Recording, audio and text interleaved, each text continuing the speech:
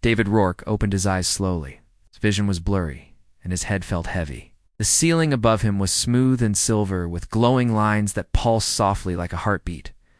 He tried to move but couldn't. His wrists and ankles were strapped to a cold metal table. Panic rushed through him. He pulled hard, but the restraints held firm. His heart pounded in his chest. This was not a hospital. This wasn't Earth. Something was very wrong. Suddenly a door slid open with a soft hiss. 3 tall figures entered.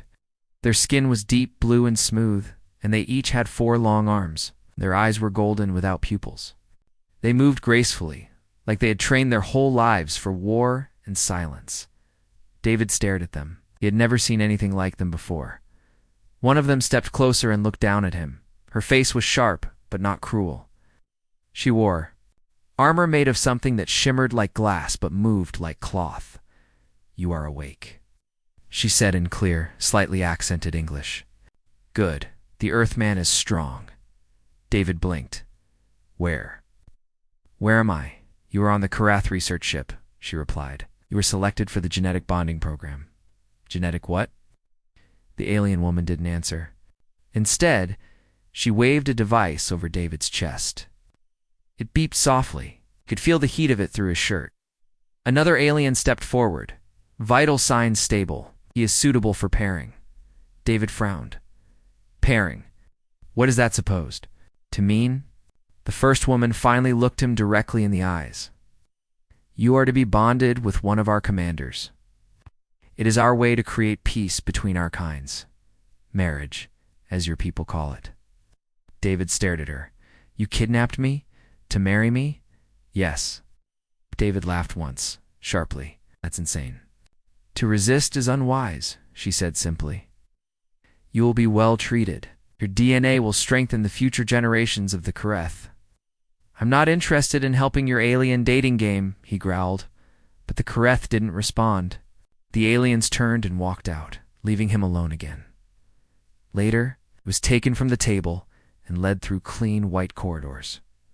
2 guards marched beside him. He noticed cameras on every wall and doors with strange symbols. Everything smelled like metal and ozone. He was taken to a wide room filled with glass walls. Inside were other humans, men and women, sitting quietly or pacing nervously. Some looked confused. Others looked broken. A young woman rushed to the glass when she saw him. "Hey, are you from Earth too?" "Yeah," David said. "What is this place?" "They said we're part of a marriage experiment," she said. "They're pairing us with their elite females, the ones who command their armies or hold high rank." David shook his head. "This is wrong. We didn't choose this," she said. "But they don't care." That night, David was taken again, this time to a different room. This one was darker, with soft lighting and a large, strange chair in the center. A single Karath woman stood inside, waiting. She was taller than the others, her armor marked with glowing red lines. Her presence was cold and commanding. "Earthman," she said without emotion, "I am Commander Jira. You have been selected to bond with me." David folded his arms. "I didn't agree to anything." She stepped closer. "Your agreement is not required. The process will begin now." "Me. You scored highest on psychological resistance, physical endurance, and strategic thinking. Your species is adaptable. You are a rare type." "Thanks," he muttered. "It's not a compliment where I come from. We're moved toward." Machine with 2 small seats and placed a metal ring in one. The bond signature will be shared through this interface.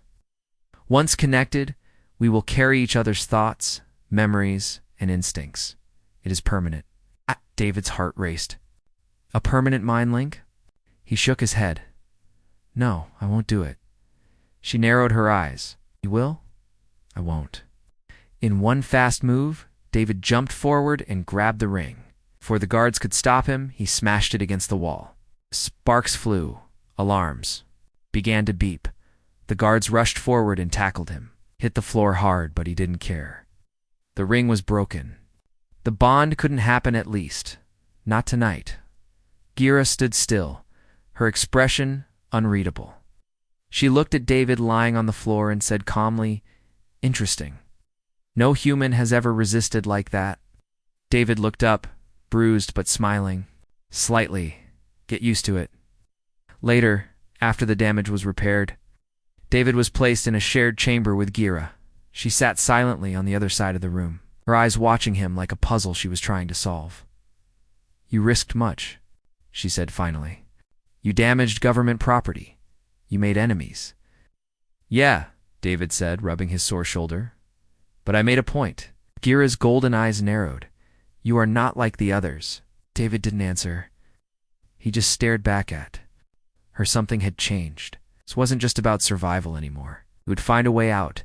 And maybe, just maybe, he would turn this entire experiment upside down. David Rourke opened his eyes slowly. His vision was blurry and his head felt heavy. The ceiling above him was smooth and silver, with glowing lines that pulsed softly like a heartbeat. He tried to move, but couldn't. His wrists and ankles were strapped to a cold metal table. Panic rushed through him. The room was cold. It's quiet and dimly lit. David sat on a metal bench, staring at the strange lights flickering on the wall. The chamber was smooth and clean, but it felt like a prison. Across the room sat Commander Gira, his assigned bride. Her golden eyes locked on him. She hadn't spoken in hours. David stood up and stretched. His muscles ached from the guard's takedown earlier, but he wasn't going to show weakness. So, he said casually, is this how alien honeymoons usually go? Metal walls and silence? Gira didn't smile. Humor is your weapon, she said flatly. It's better than yours, David replied. Kidnapping and forced marriage. She tilted her head. You do not understand our ways. I understand enough, David shot back. Your people are trying to build peace through control. That's not peace. It's slavery in a prettier uniform. For a moment, Gira said nothing. Then she stood and walked toward him. David didn't move. She was taller and stronger than him, but he wouldn't show fear. You resist with spirit, she said. But spirit alone cannot break the program. I don't plan to break it with spirit, David said quietly. Plan to outsmart it. That made her pause. The next day, David was taken to a lab again. This time, there were no restraints, just 2 seats and a glowing console. Gira stood next to him. You will behave this time, she warned. We'll see, David muttered. A Karath scientist explained the process. The bond signature would connect their minds at a basic level. They would share instincts, small thoughts, even emotions. The purpose was to create unity and compatibility. David stared at the console. It looked harmless. But once activated, it would mean no secrets not between him and Gira. He had a plan, just needed to wait. As he and Gira sat across from each other, the scientist began the countdown. 10 seconds to initiate neural sync. David leaned slightly forward. You sure about this, Commander? Gira raised one brow. You fear the connection? I'm just surprised you want to bond with someone who doesn't respect you. Jaw tightened. Respect is earned. You will learn. David grinned. Maybe I'll teach you something instead. 3, 2, 1. The machine lit up. But instead of bonding them, it flashed red, then shut down. Error detected, the scientist said, confused. System malfunction. Bond failed. David kept his face calm, but inside he was smiling. The small hack from the night before had worked. He had tampered with the machine just enough to delay the process. Gira looked at him. You did this? David shrugged. Guess your tech isn't as perfect as you thought. Back in their chamber, Gira sat quietly, her expression unreadable. You think you win? She said. No, David replied. I think I survive. That's different. Gira studied him. Most humans here submit after 1 day. You have lasted 3. I've lasted because I don't belong here, he said. Neither do the others. You think you are? Special? No. I think I'm awake. Gira turned away, but something in her face had changed. She wasn't just annoyed anymore. She was curious. Over the next few days, David began to explore more of the Karath systems. He noticed things where the cameras were weak, how the guards changed shifts, how the doors opened. Listened. When technicians talked, memorizing details about energy systems and security codes, all while pretending to cooperate, Gira watched him closely. She didn't report him, not yet. One night as they sat across from each other, David asked why. "Are you part of this?" Gira looked surprised. "I am a commander. I follow orders, even if they're wrong." She hesitated. "My people believe in unity, and unity needs forced marriages?" Gira frowned.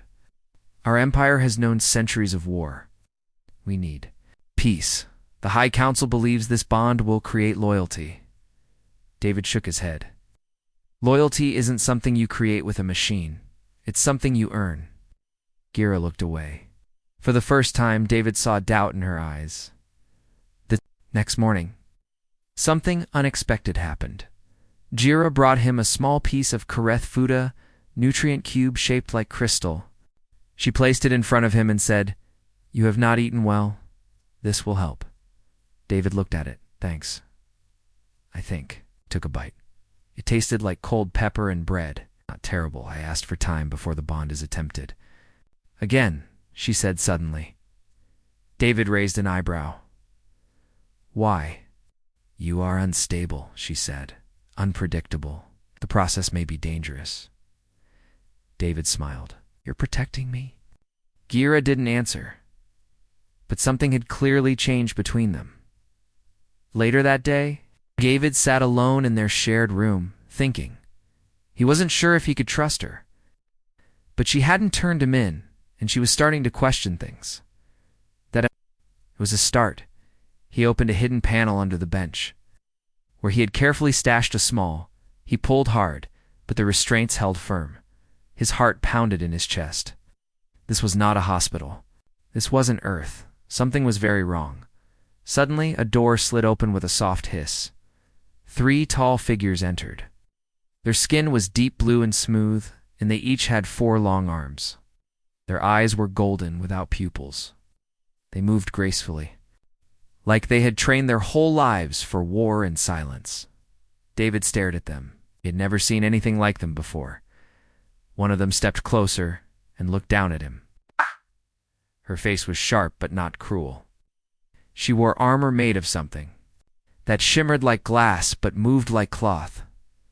"You are awake," she said in clear, slightly accented English. "Good, the Earthman is strong." David blinked. Where am I?" "You are on the Kareth research ship," she replied. "You were selected for the genetic bonding program." "Genetic what?" The alien woman didn't answer. Instead, she waved a device over David's chest. It beeped softly. He could feel the heat of it through his shirt.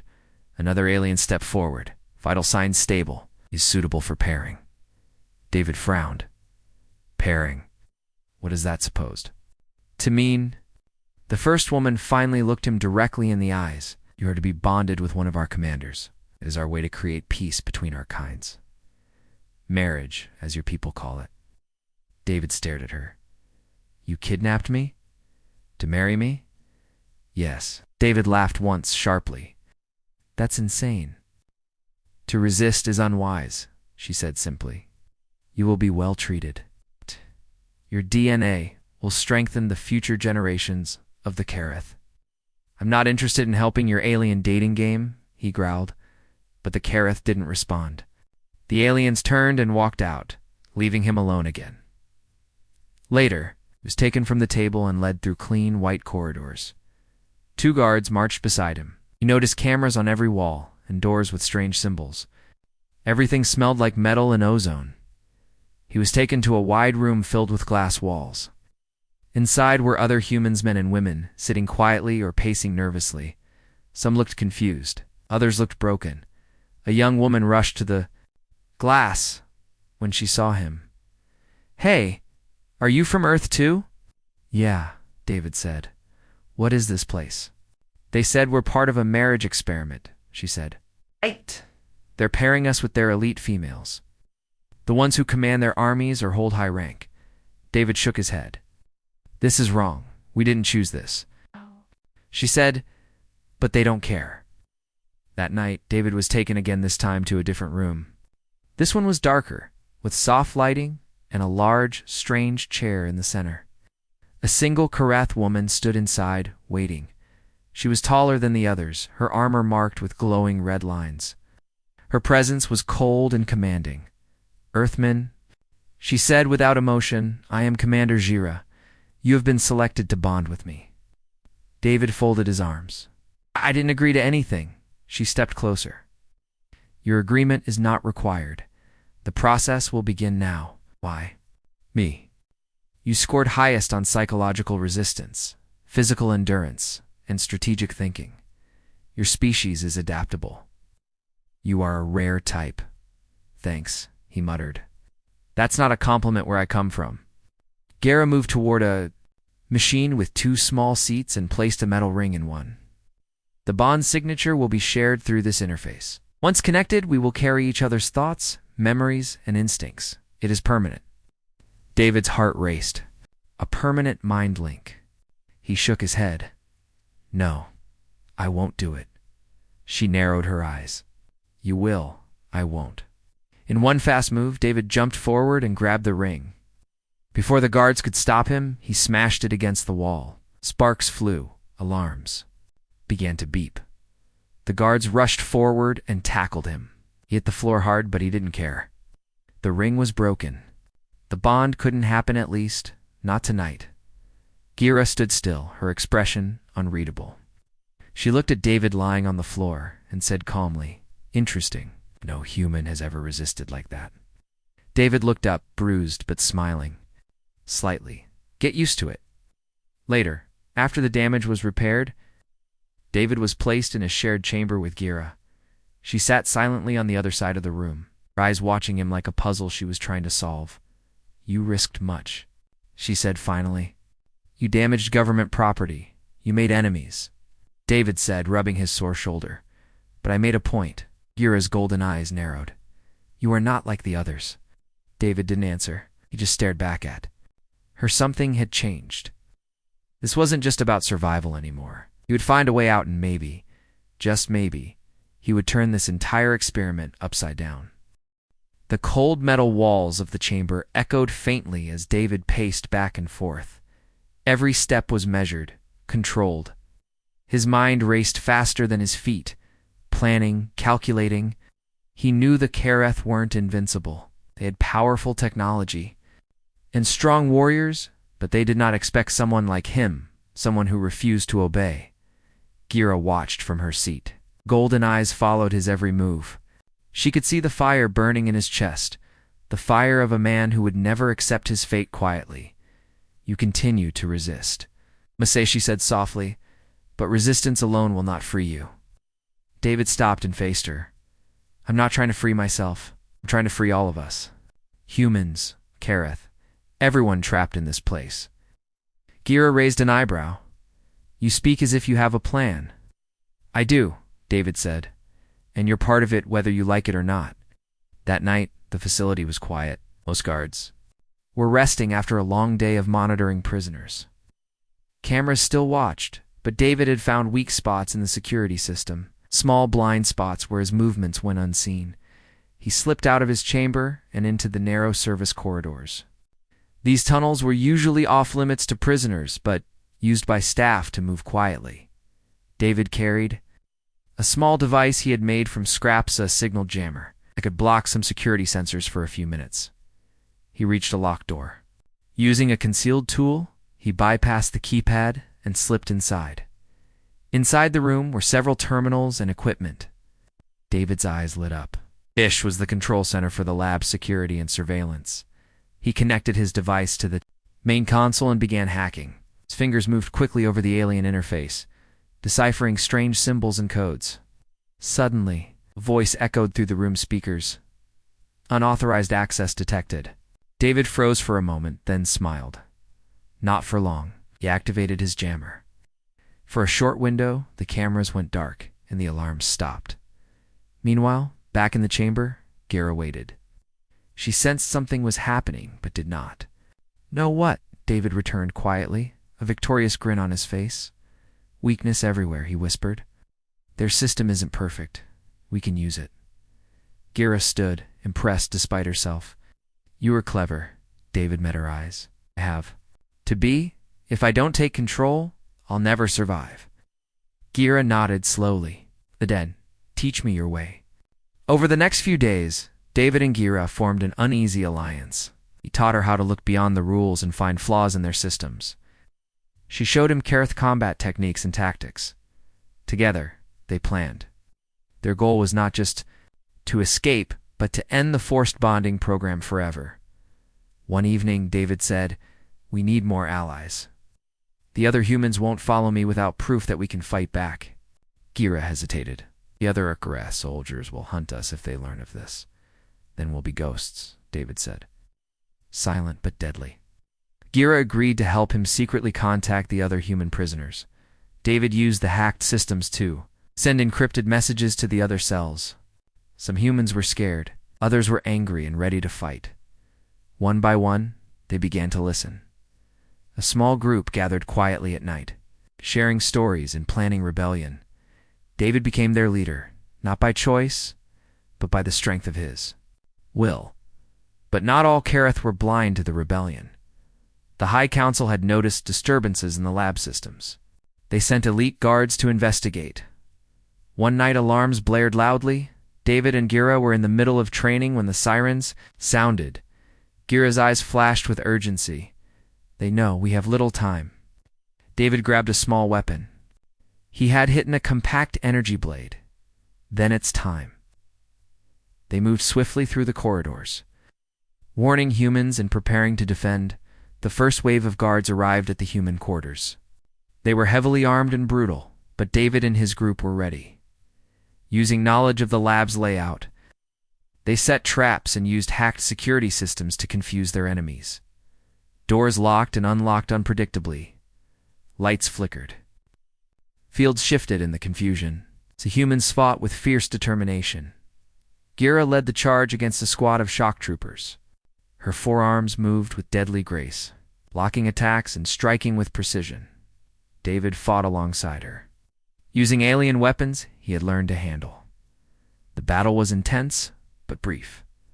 The guards retreated, shocked by the humans' unexpected strength and tactics. David stood in the middle of the room, breathing hard but victorious. Gira approached him. Bruised but proud. "You are more than I expected," she admitted. "Perhaps more than the Kareth." David smiled tiredly. "I'm just a man who wants to be free." Gira nodded. "Then we fight for freedom. Together." As calm returned, David looked around at the faces of his fellow prisoners. They were no longer broken. They were no longer afraid.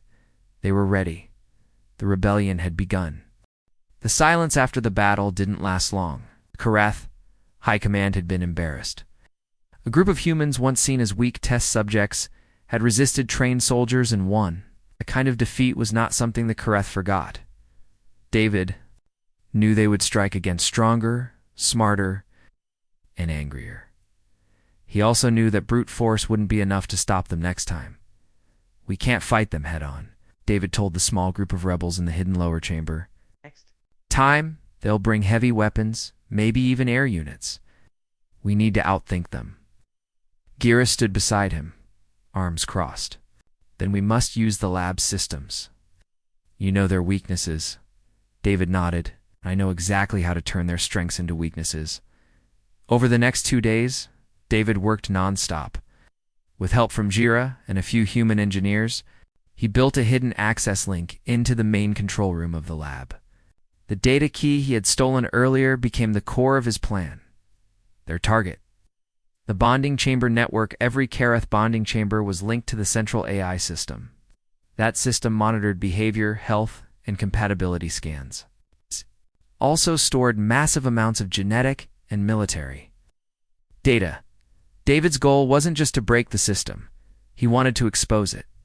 While Gira distracted the guards with false reports and staged training drills, David and 2 humans snuck into the server vaults.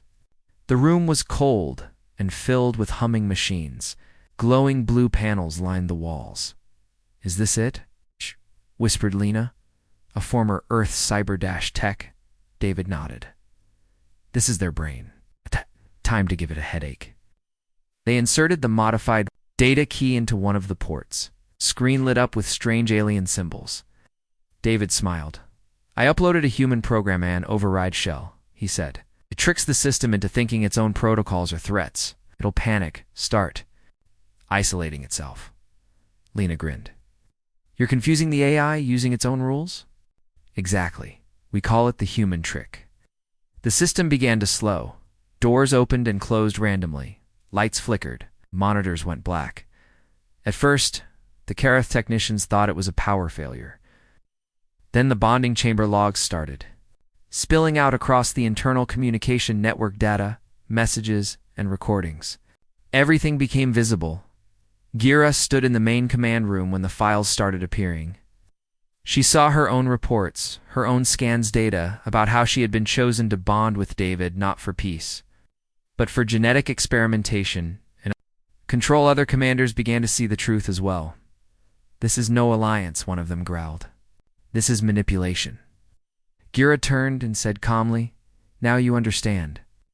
Meanwhile, David and his team escaped through the air vents, heading back to the rebel zone. The rebellion was no longer a secret. No. It was a wave spreading through. The lab, Kareth officers loyal to the High Council tried to contain the chaos. But confusion was everywhere. David gathered the human prisoners. We don't run anymore, he said. We take control. At night, David met Gira at the upper platform overlooking the command center. The sky dome showed artificial stars, part of the lab's illusion of comfort. You did it, Gira said, her voice calm but proud. We did it, David replied. But they'll fight harder now. Yes, she said. They'll send elite enforcers. Or worse. David thought for a moment. Then we show them something they've never seen. Gira looked at him. What a human leading an army they can't predict. The next day, the High Council transmitted a message to the lab. It was short and cold. Rebellion detected. Purge approved. Stand by for cleansing units. David read the message on a cracked terminal. Cleansing. Units, he repeated. That sounds like their version of fire and fury. Gira nodded. They will destroy everything humans, Kareth, even the technology, just to stop this rebellion from spreading. And we don't let them, David said. The rebels went into full preparation. Humans and Kareth dissidents worked side by side. Old enemies now shared food, weapons, and laughter. They trained in secret, building traps, hacking defense systems, and learning to fight as one unit, David taught them. Guerrilla tactics from Earth's past wars, how to strike quickly and disappear. How to confuse and mislead.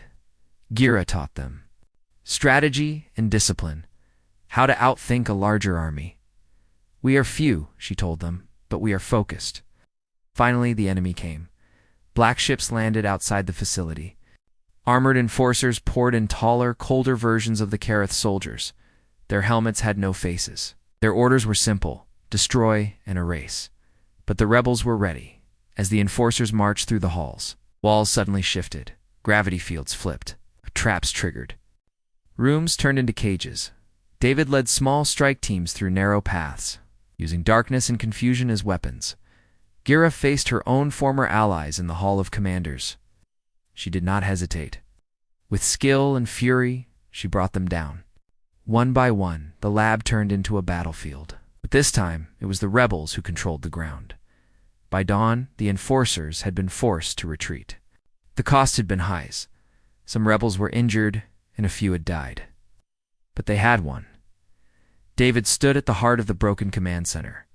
Smoke rose around him. His clothes were torn and his arms ached, but his eyes were bright.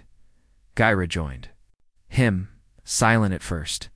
Then she said, You broke their control. You turned their own machines against them. David nodded. And I'm not done yet. She looked at him, curious. What now? David smiled. Now, we build something new. The corridors of the Kareth breeding complex were eerily silent before dawn. Rows of sealed chambers lined the halls, each holding human and Kareth subjects connected to sleek alien machines.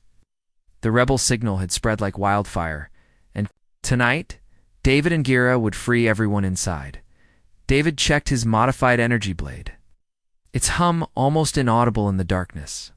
Shadows moved along the walls as small squads of human and dissident Kareth soldiers flanked him. Every face was determined, eyes burning with a single purpose: liberation.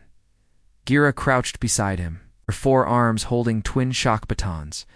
"Ready?" she whispered. David gave a firm nod. "On 3. He tapped his communicator.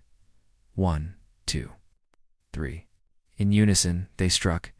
David's blade sliced the magnetic locks on the first cluster of doors, and Gira's batons sent short pulses through the security panels, disabling sensors.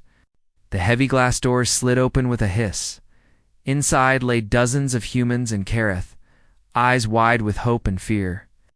Tubes and cables that once carried chemicals and data drifted loosely, no longer tethering their bodies. David waved for the rebels to move forward. "Go, free them all," he commanded. Rebel technicians rushed in, gently cutting the final restraints. As prisoners stumbled out, David and Gira greeted each one with words of encouragement. "You're safe now," Gira murmured to a trembling human woman. "With us?" David scanned the room, looking for the high-value subjects, the hybrids.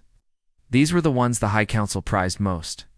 Children born of early forced bonds, their bodies and minds carefully engineered. They held genetic secrets that could enslave worlds. "Over here," David called. A young hybrid stepped forward, confusion etched on her face. Her skin shimmered faintly, and her eyes were too large, too perfect. David knelt beside her. "I'm David. You're free." She blinked, uncertain. Gira approached and knelt on her forearms. "You are not an experiment," she said softly. "You are a person." The girl touched Gira's arm, hesitating, then allowed herself to be led away. But alarms blared throughout the complex. The High Council's enforcers had arrived too quickly. Heavy boots and armored exosuits thundered down the hall. "Enforcers incoming," shouted Lena, one of David's tech leads. "They're pouring in from the east wing." David sheathed his blade and drew an energy pistol. "Hold them off as we move the freed subjects out," he ordered. "Gira with me." They sprinted. Deeper into the maze of labs, bullets, and shock rounds zipping past. Gira's batons crackled as she deflected blasts, her movements precise and elegant. David fired back, each shot aimed to disable the armored suits, not kill. They reached the central breeding hall, a cavernous room with dozens of suspended pods. Each pod held a single subject, eyes closed, wrapped in soft biogel. When David hacked one open, the captive inside gasped and crumpled out, taking hours of careful tending before standing. "We need to destroy the pods," David said. "We can't leave any behind." Gira hesitated. "Some of these pods contain hybrids who might want to stay with us." David nodded. "Then we save them. But the rest must go." He moved to a control panel and began uploading a self-destruct program. Sparks flew as he rewrote alien code. Shh. Gira turned her batons toward the remaining pods, ready to smash them. If needed, suddenly the doors at the far end of the hall burst open. A platoon of elite shock troopers poured through, led by a familiar figure, General Cottle. Gira's former mentor and one of the High Council's fiercest commanders, Cottle's forearms held a massive disruptor cannon. "With lethal energy?" he sneered when he saw Gira and David together. "So it is true," he said. "Earthman and Traitor have joined forces." Gira stood tall. "This ends tonight," Cottle laughed. "You are a fool to think you can stop me." He aimed his cannon at Gira.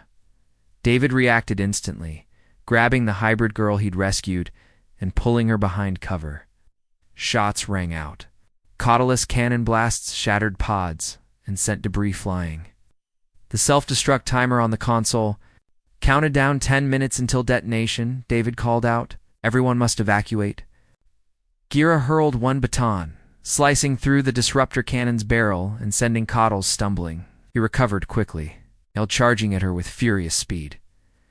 David took cover behind a shattered pod and fired at Cottle's legs. Sparks flew from the suit's joints. Cottle roared in anger, swinging his arms in devastating arcs. Gira met him blow for blow, her strike cracking his shoulder plating. They fought with every ounce of strength and skill. David, realizing the danger, leaped into the free energy pistol in one hand, hybrid girl safe in the other. He shot at Caudile's remaining cannon legs, causing the weapon to spark and misfire. With a final coordinated strike, Gira plunged her baton into Caudile's chest plate, while David hacked at his gauntlet. The disruptor cannon exploded in a shower of sparks, dazing the general. He fell to his knees, breathing heavily. Gira stood over him. "It is over," she said flatly. Caudle looked up, pain and shock in his golden eyes. "This." The way he gasped, David advanced. "For you, maybe not. For the rest of us, this is freedom." Alarms silenced as the self-destruct program took over. Lights dimmed and a soft alarm countdown began echoing through the halls. Self-destruct. In T-minus 60 seconds. David grabbed the hybrid girl's hand. Time to go, now. He led the group through the smoke-filled corridor. Gira helped wounded rebels limp along. Behind them, the pods and chambers began to collapse in on themselves, one by one. At the exit, they emerged into the open air of the moon's surface dawn. Rebel transport ships waited, engines warm and ready. David and Gira guided the survivors aboard. As they lifted off, the breeding complex erupted in a controlled sequence of explosions. Flames and metal debris soared into the sky. David watched from the cockpit window, felt a deep ache for what had been lost many lives, many beasts of science. But he also felt hope. They had struck a blow that no one could ignore. Gira joined him in the pilot's seat. "You turned the tables," she said quietly. David nodded, his gaze still on the burning horizon. "We did, but now we must build something better from the ashes." She placed a gentle hand, her third arm on his shoulder. "Together, Earthman," he offered a small smile. "Together." And as they soared away from the ruins of forest, marriage and genetic chains, a new chapter for both species began, one written in choice, respect, and shared courage. Weeks passed since the battle at the breeding complex. The sky above the rebel base on Moon Arcanus now shone with peace, not fire. The smoke and ruins were gone, replaced by tents, farms, solar panels, and the quiet sound of tools building instead. Of weapons firing, David stood on a small metal platform looking out over the new village they had created. Humans and Kareth worked side by side digging wells, planting trees, teaching children, and building homes. He took a deep breath. The air was clean, and the wind was soft. It was the kind of world he'd always dreamed of. Free. Gira walked up behind him, wearing a lighter version of her old armor. Her weapons were gone, replaced by a tablet filled with council notes and rebuilding plans. "Morning, Commander," David said with a grin. "I thought I was no longer a commander," she replied. David chuckled. Old habits die hard. She looked out across the fields. "I still can't believe they're working together, Kareth and humans, rebels and rescued ones. Even the hybrids are teaching each other. They want peace," David said. "Real peace. It's not the kind that's forced by control, but the kind people choose." Gave them that chance. The Moon Arcanus settlement was more than just a base now. It had become the center of a growing alliance.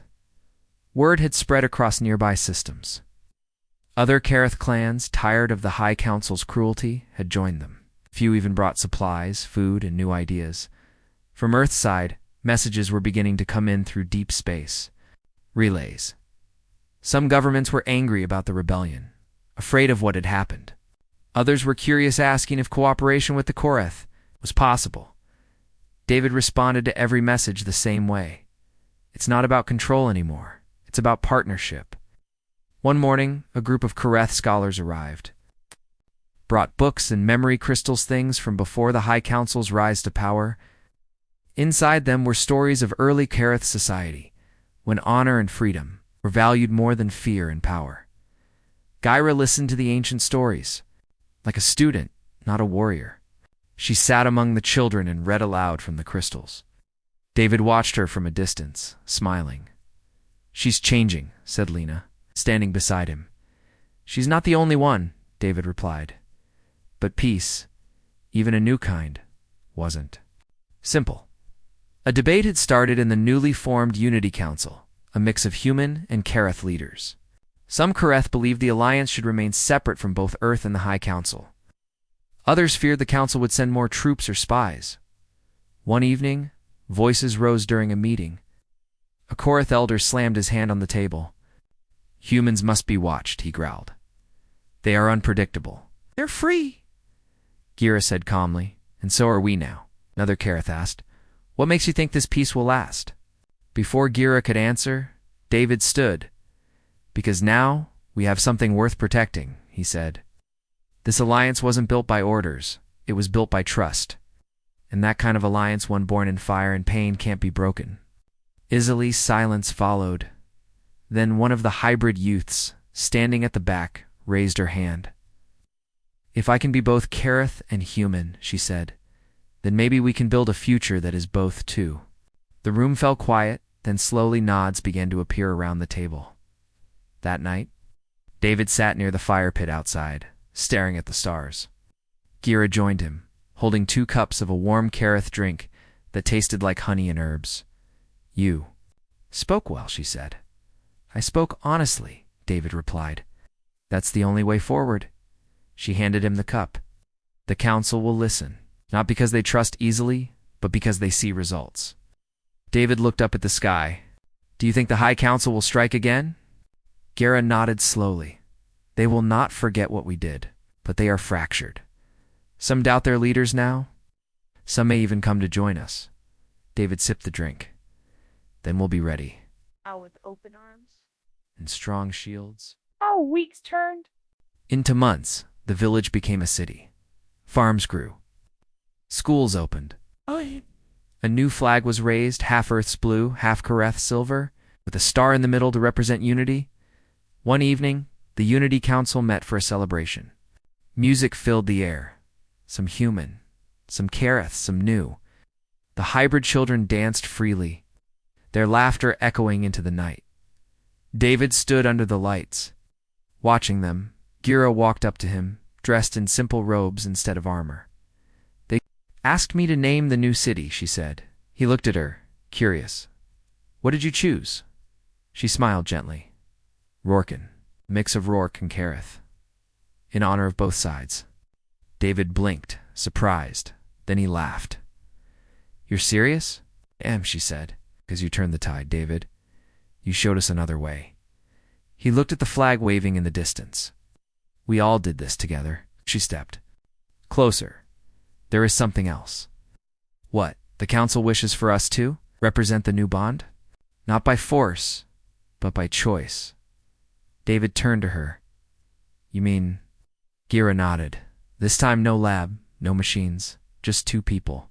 If you agree." David looked at her for a long moment, and softly he said, "Yes, I'd be honored." A few days later, under the open sky, and in front of both races, David and Gira stood hand in hand. No chains, no wires, no forced ceremony, only trust, only choice.